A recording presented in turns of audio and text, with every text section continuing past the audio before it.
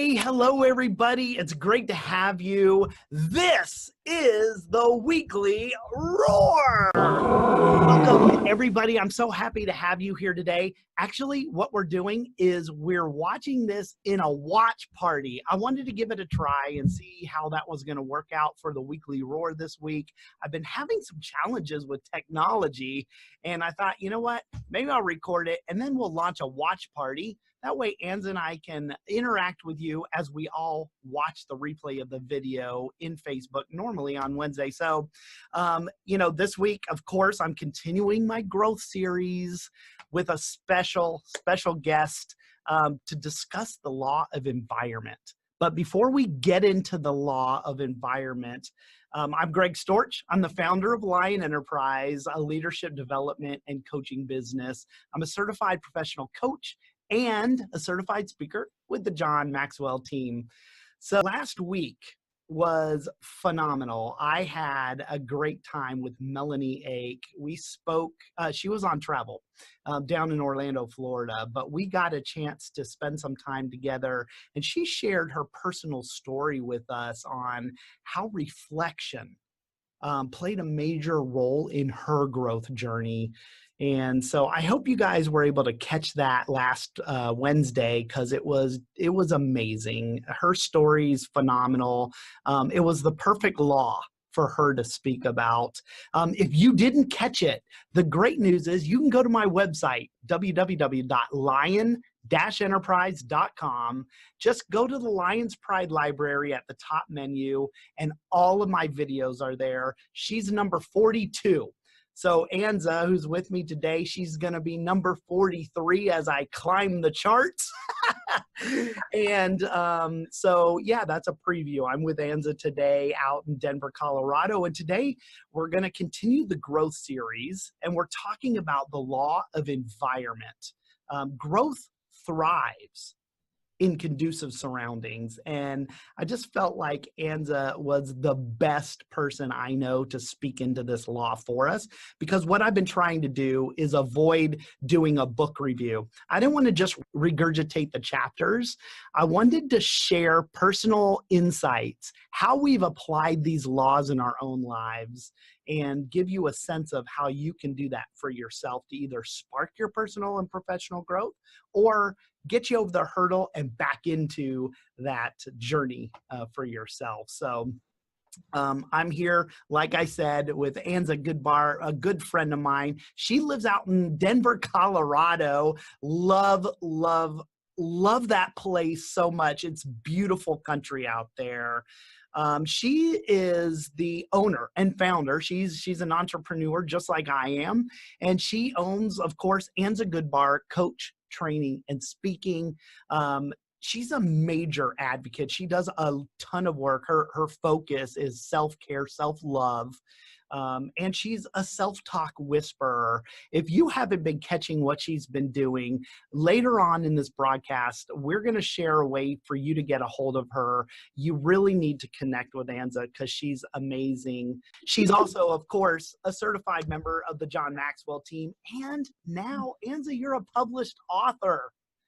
So I am. Yes, we're going to talk about your book at the end of this. So hold on to that, because I want to make sure people know how they can get a copy and what that's all about. But yes, so 2018 was big. And so I just want to thank you. Thank you for taking time out to join me today. Well, Greg, thank you. I am so honored that you invited me to be a part of this growth series. You know, I'm one of your biggest fans too, and I've been following this, and I just get so charged up because the 15 Invaluable Laws of Growth is literally my favorite book, and I read it over and over again. And, you know, every time you read it, you get this new little nugget of gold that you just want to hold on to and apply to your life. So, yeah. It's exciting. Mean, I remember John Maxwell saying one time, he's like, you're going to want to read this book over and over again. And it's not because the content of the book changes, it's because you do. And sure enough, it's true. You grow. And every time I read it, just like you, I find something new in there that applies. And it's just like this. It's the giving tree. It just continually gives and gives and gives. It does. It does. It's an amazing book. Yeah. So, and as you know, I've selected each of these laws and matched them to my guests. And for you, of course, I picked the law of environment. Mhm. And I picked that for you because, and you're going to have to forgive me. This is your story as I think it. So Okay. correct me if I'm wrong, but you became pregnant at a young age and were essentially told by your close support system that, you know, life was over for you. You had just ruined your life because of that choice you made and becoming pregnant at a young age. And I really resonate this with, because my son was in the same boat. He was that high school couple. Him and his wife found themselves pregnant before they reached their senior year. Mhm. So your story really resonated a lot with me. So I was wondering if you would be willing to share a little bit about this story. And then what I'd like you to do is just kind of share how that dovetails into, you know, the law of the environment for you. I did. I found that I was pregnant when I was 16. I didn't know that I was pregnant. I'd been told by my gynecologist that I was sterile. So I thought I just had the flu. And when my grandmother saw me, she knew I was pregnant. She knew the look of pregnancy, you know, that green, nauseous look. And they whisked me away to the doctor for a blood test. And, you know, I couldn't believe it. You know, my life literally changed in a moment. Mhm. And I was carrying a Black child. And back, you know, nearly 40 years ago, that wasn't a popular thing. And it was a less than cool thing. In fact, it was a very shaming thing for my family. And so immediately, just like you said, you know, I was told that with the decision to be sexually active, I took a big risk and, you know, I crapped out, if you will. And, you know, college wasn't going to be an option for me. They told me welfare was going to be my only option. You know, I was going to be poor my entire life. They told me that other people would not allow their children to play with my mixed child. And my father and his entire family disowned me. They offered me the option to have an abortion, but I thought this might be my only option to have a child. And I was like, no, I've got to ride this out. So, you know, of course I was devastated. It was like, what do I do now? Where do I go? What happens next? You know? So I got married to my husband. We had planned on marrying when I was out of high school. He was 5 years older than I was. And that wasn't the best choice, let me just tell you.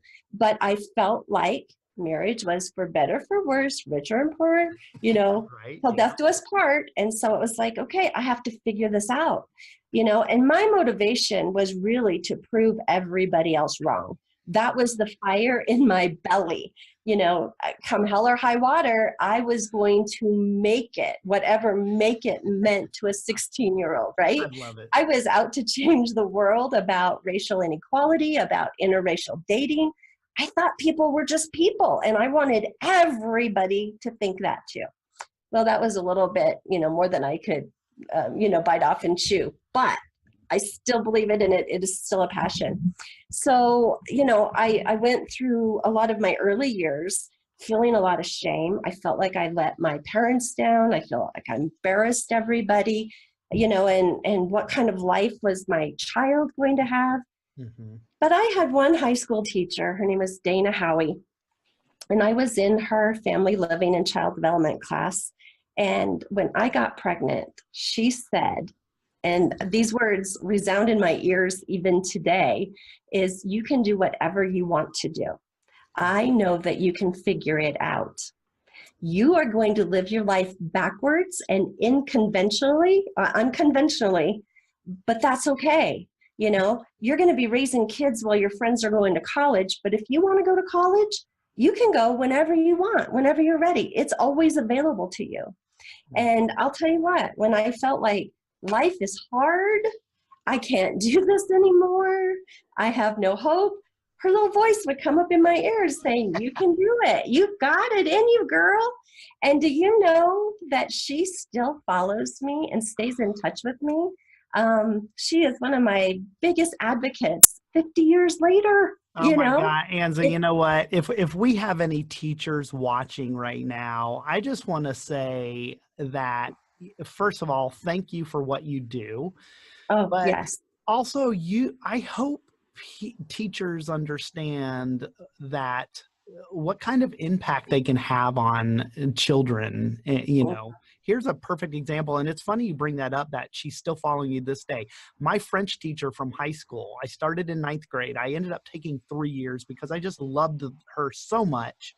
And to this very day, you know, like you said, 40 years later or whatever it is, Mhm. um, you know, we're still in contact every Christmas. If anything, every Christmas, I know I'll get a note from her. And sure enough, in December, just a few months ago, I got a nice little note from Karen Hotchkiss, a teacher.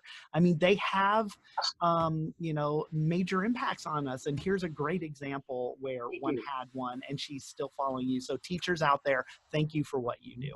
Anza, go ahead, keep going, because I love this. Because here's what's going to throw our audience for a loop. So here's the, you know, the damsel in distress. Here's a 16-year-old pregnant girl, interracial relationship 40 years ago, when it's not, you know, we weren't watching Teen Mom on TV, No, right? This was not cool. not And cool. but you fast forward, and your closest support family, I mean, 16 years old, and Hmm. your family is programming your mind at Yes, 16, telling you you're done. you're done. It's over. And yeah, and There's no so second act. what gives me goosebumps is I know your story and I know where you're at today. And so what's amazing is you're a grandmother, you're a business owner, and you're a published author, and you're a successful business woman today, and a wonderful mother and an awesome grandmother. I know you're very active in the school. So bring us through that, and tell us Right. about how this law of environment Hmm. impacted you. Sure. Well, let me just share a little bit of the backstory yet. When I was 18, my dad committed suicide. And so all of those people who had just told me that my life was over, that I had no hope, were now pointing their fingers saying, you killed this man. Your choices caused him to make this decision. So at 18, on top of feeling shame and, you know, Right. deflated, now Now you I've got get some this guilt. huge guilt, right. So you know, for years it was like, it is my fault, I'm, you know, I'm a bad person. You know, these people are right, this is what's going to happen to me. So before, you know, we had this wonderful terminology of victim mindset or limited mindset.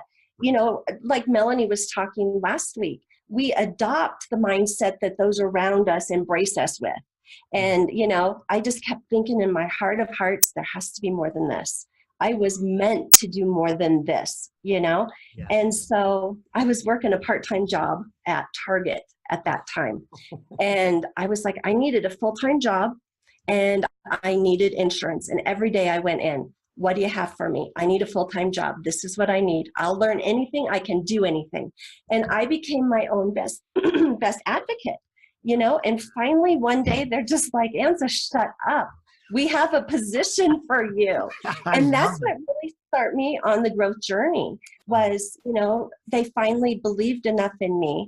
They gave me a position that I didn't want. It was managing their food service area, which, you know, I was like, I don't want to be pigeonholed. This isn't what I want. You know, I don't want a life of food service.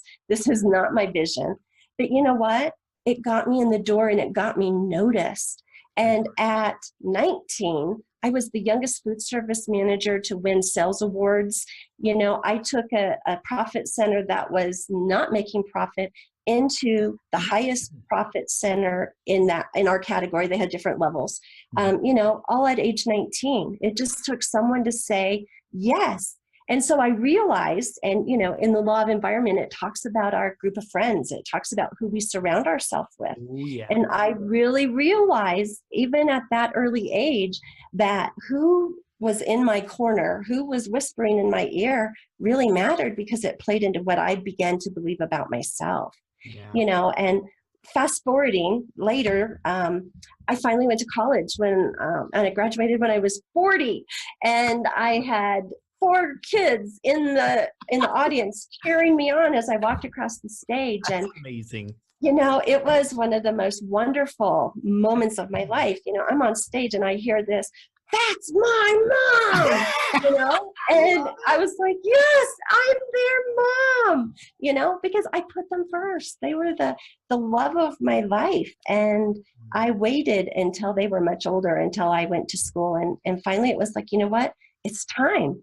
And I went to my employer and I said, "I'd like to go to college. Will you support this?" And at that time, I was an event planner. I had a very demanding job. I was on call 24 hours a day, 7 days a week, 6 months of the year. And they said, "You know what? You have had a great track record. I'd been Employee of the Year. I operated my programs, you know, highly profitably. I learned a lot of really hard lessons, but a lot of them led me to my entrepreneurial journey." And when I was done with college, it was like, I am meant for more than this. You know, I want to influence people. I want people to know that while I started out life way behind the starting line, you know, I can still finish strong. I can share my story. And it took me a long time to come up with the words of what my story was, you know. Yeah. So my son was out of college by then, and he said, "Mom, I want to start a mortgage company. What do you think? I need someone who I can trust." And I thought, heck yeah, I could learn how to do that. So we went into business together, and it was fun until the crash in 2008. And then we lost everything. We lost the business. We lost brand new homes we had just had built. We lost cars. We lost everything. And I thought, not my plan. What's next, right? So I had met a woman who was a virtual assistant. And I thought at the time that was the dumbest thing I'd ever heard of. You know, why would I have a receptionist sitting at home? I need her to greet my people when they come in the door in my physical location. But you know what? When your circumstances change, your perspective changes too. And all of a sudden, it was a brilliant idea.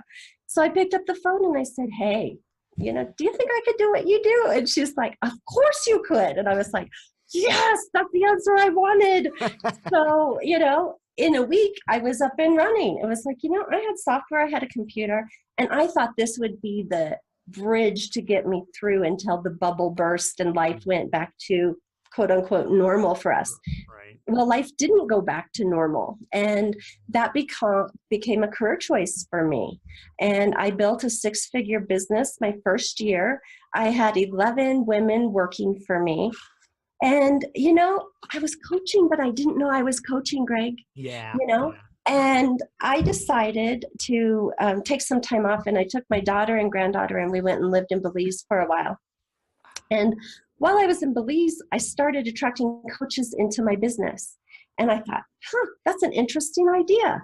And as I started learning a little bit more about coaching, I was looking at what I was doing with my clients. And you know what I really came to realize is that you can have all the best products, you can have all the best processes, but if you don't love yourself and believe in yourself, you're going to play small and you're going to hold yourself back.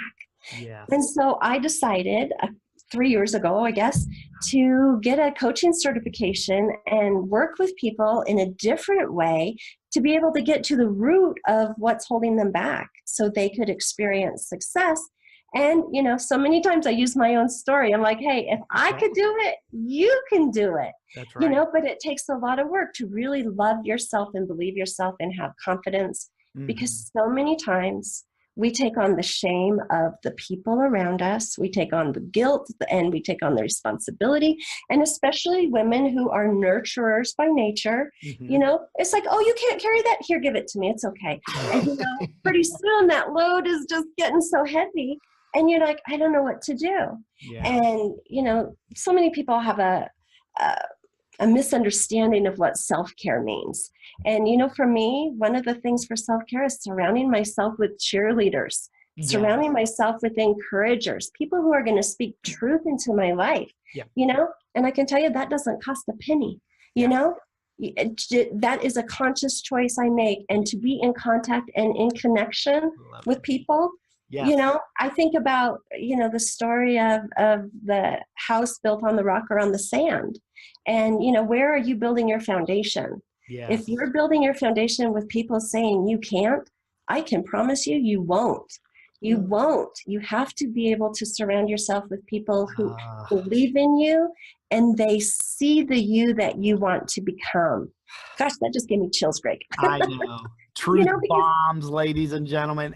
Anza, first of all, thanks for opening up and sharing your personal story, because I think we all know at this point, or a lot of us know that are watching this, know how important it is to share our stories with people. And you've done such a great job embracing yours. I wanted to dovetail into this because John Maxwell quotes a businessman and an author, Nido Cubine. And he says what the author said, what John quotes is, he said, you know, whether you're a success or a failure in life has little to do with your circumstances. Right. It has much more to do with your choices. And you just totally rocked that. It's true. It's all about our choices. So I want to ask you, what's been you may have covered this already. What's been a major choice? But let's recap it, because I'm going to make you pick one of them, because I think you've made several. What's been a major choice that you've had to make in order to be in an environment that supports and encourages your growth? Well, you know, I didn't really cover this, and I was thinking about this morning. And you know what? I was married. I've been married twice, and my second husband was a you can't do it kind of guy. And for 17 and a half years, I heard everything that I couldn't do.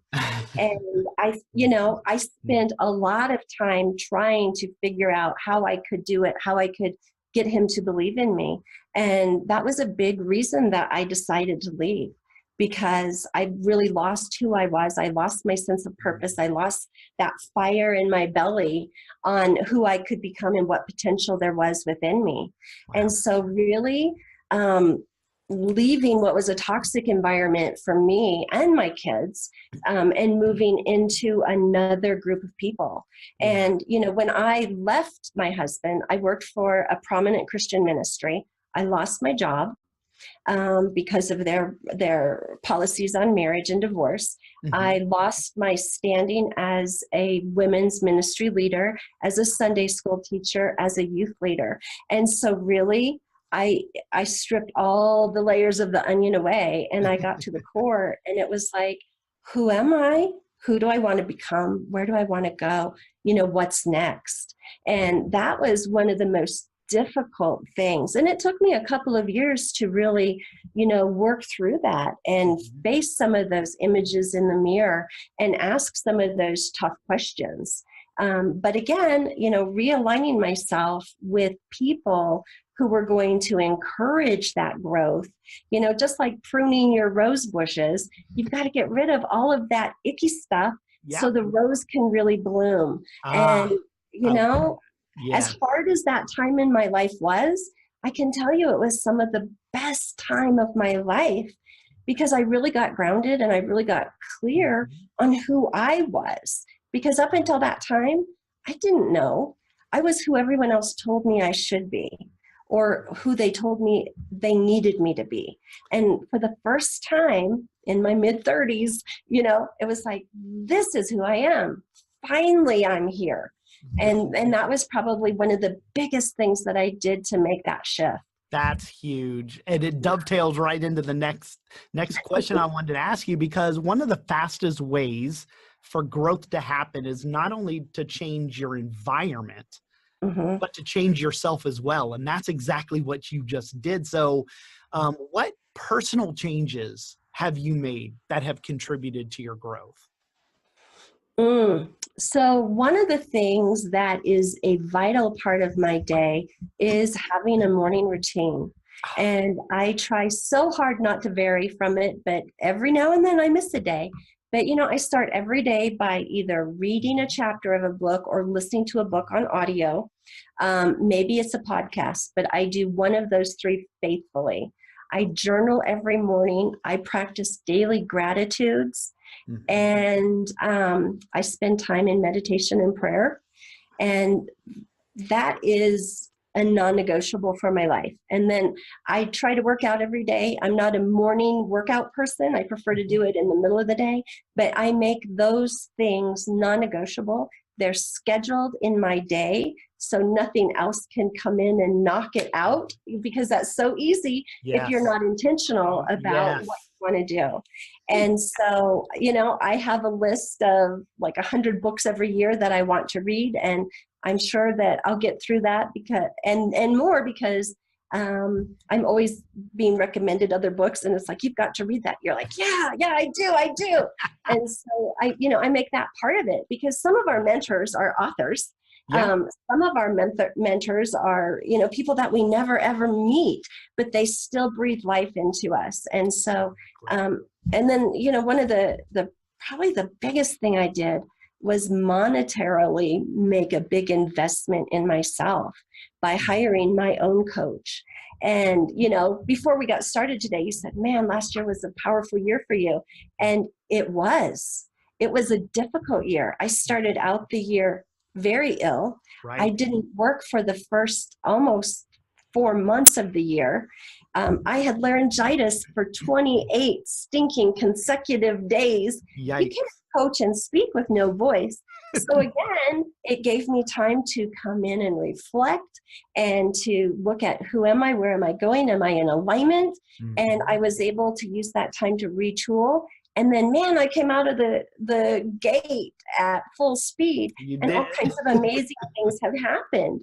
And so, sometimes, and I think I'm quoting Joel Osteen, a setback is setting you up for a comeback, I think is what his words are. And that's exactly, what it was like. And so sometimes we just have to be able to look outside of ourselves and say, why is this happening? Yeah. I believe that our body talks to us. It has a story. And it was like, what's my body telling me? And, my body was really telling me, you're not happy doing what you're doing.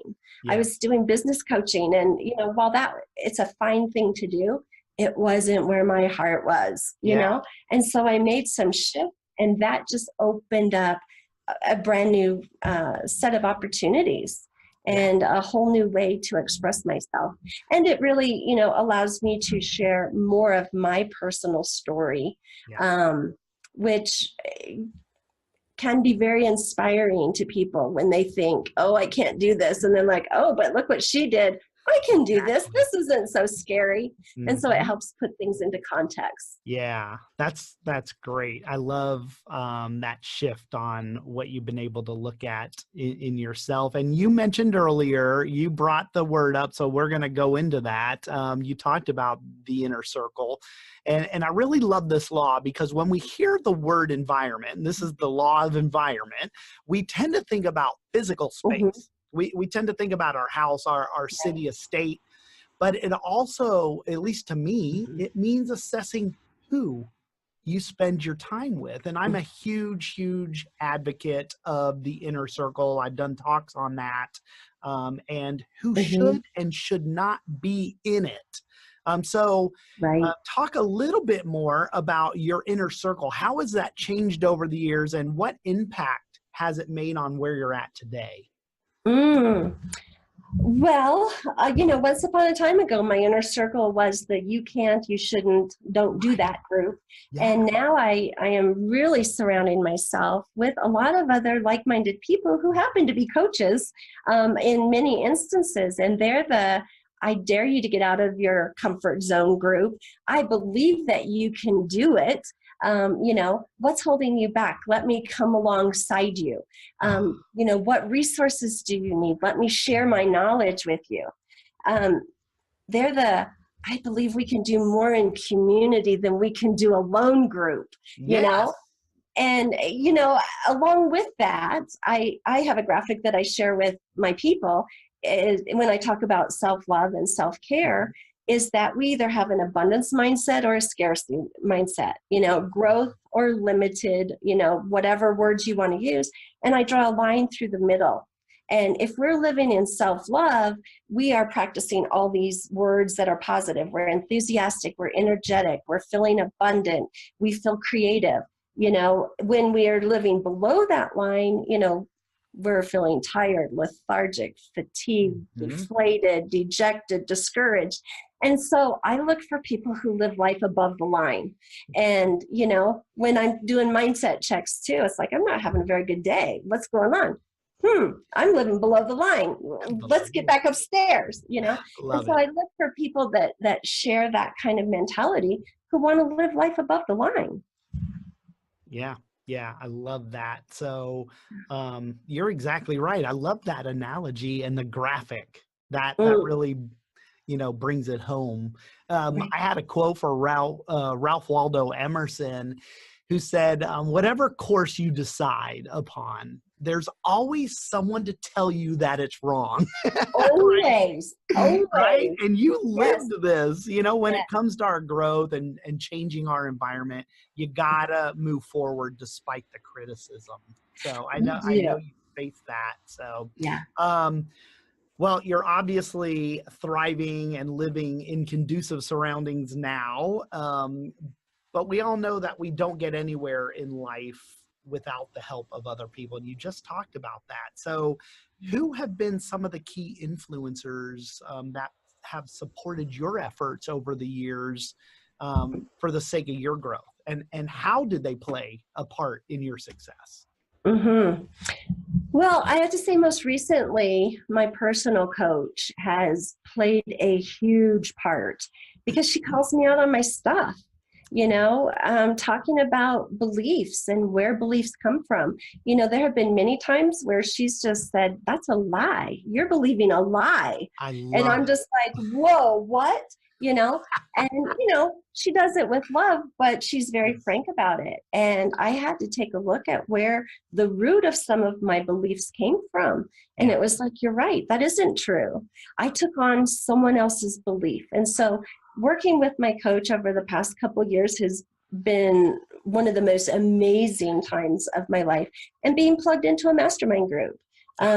This year, I'm a part of 4 different mastermind groups, and as crazy as it is, oh my gosh, you get so jazzed up because you are involving yourself and investing in the lives of other people, and they're investing in you in your groups. And you might have totally different goals. You might work in totally different industries, but growth is growth. Mindset is mindset.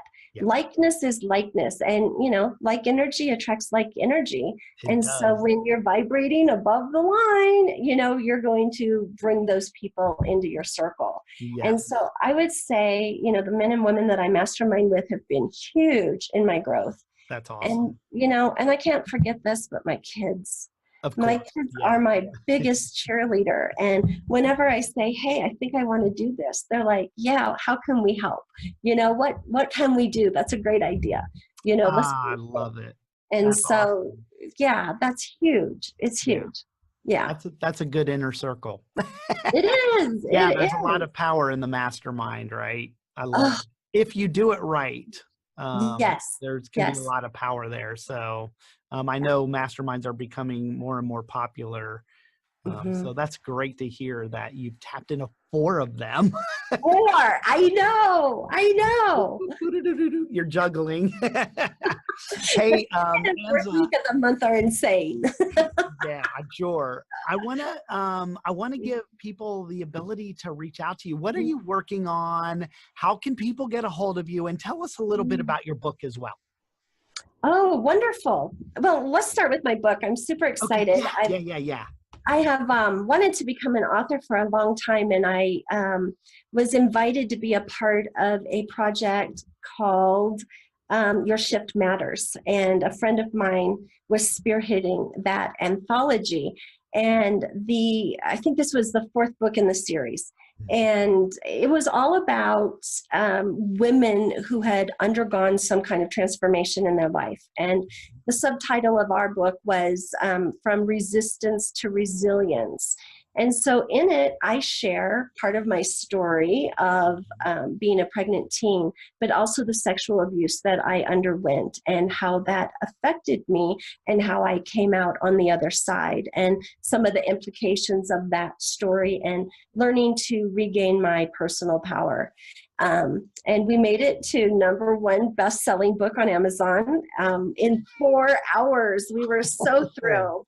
And so it's a great book. There are lots of different stories that could touch anybody's heart, wherever you're at. If you're feeling like, hey, I just can't get through this grief in my life, there's stories of overcoming grief. There's stories of overcoming health challenges. Amazing group of women were a part of this project, and I'm so proud to have been a part of it. I have a new book coming out anytime now called You're Never Too Old to ... that really encourages people not to give up on their dreams. You know, it's never too late to rewrite your story or to start living out that dream. You know, you can and live I know your that. life, right? You can live your life in an unconventional way. Absolutely. And there's about 50 authors in that book, and it's going to be amazing. Some of the stories just will astound you. I think this guy is like 80 years old, and he decided he wanted to be a skateboarder, and now he is an amazing skateboarder. And you know, there's pictures and video on YouTube, and I was like, who at 80 thinks about doing that? But you know what? It's never too late. If that's something you want to do it. Wow. And so anyway, those are 2 really fun projects. How can we get that book? You know what? You could write to me. I'm selling copies myself. You can just write to me and I'll send a personalized autographed copy. You can write through my website, anzagoodbar.com, or reach out to me via email at anza@anzagoodbar.com. Love it. Yeah. Awesome. Awesome. I actually want to reach out to you after this. We ran a little bit over, but I know everybody enjoyed it, but that's okay. We're going to wrap up here. Don't go anywhere, Anza, because I'm just going to wrap things up, but I want to close out with you after I say goodbye to everybody here. But thank you so much for joining me today to discuss your personal story and what's going on, and to talk about the law of environment in real life. This is the folks, this is the law of environment happening. This is somebody learning the importance. Now, did they know that right away? Of course, she didn't know it right away. After reflecting, she realized that this was the law of environment taking effect in her life at as early as 16 years old. And here goes the growth journey, right? So it was amazing. Thank you, Anza, for doing that. I appreciate it. Thank you so much. Yeah, and thanks for all of you that are jumping on here to watch this watch party. This is the first time the Lion's Den is doing something like this on the Weekly Roar. So thanks for going with the flow and checking out new technology and the latest. I know watch parties are new to Facebook, so I thought I'd jump on the bandwagon and try that out for a change. But listen, I am going to be back here again next week, as you know, same time, same place, with another colleague of mine, and one of the earlier influencers for me as I branched out on my own. His name's Brad Milford, and he's from my dad's hometown of Pittsburgh, Pennsylvania. So Brad's journey has been nothing short of brilliant. His company Build Brilliance, that's just a little play on his business, but he's an entrepreneur and a highly experienced mindset shifter. This guy's literally been there, done that, and he can help you. He's helped many of he works with elite individuals and companies, and he helps them reach levels that they've never believed they could reach before, and he's very successful at it. I've had the privilege of being a friend of his and being surrounded by him. And, you know, when we talk about the law of environment and who you surround yourself with, this is the type of people that I hang out with these days. Very different from what I used to surround myself with. So he'll be joining me to talk about the law of design. And when it comes to design, this is the guy you want talking to you about that law, and why it's important to develop strategies to maximize your growth. Until then, everybody, I just want to remind you to be powerful, but stay poised, just like a lion. See you later, everybody. Take care.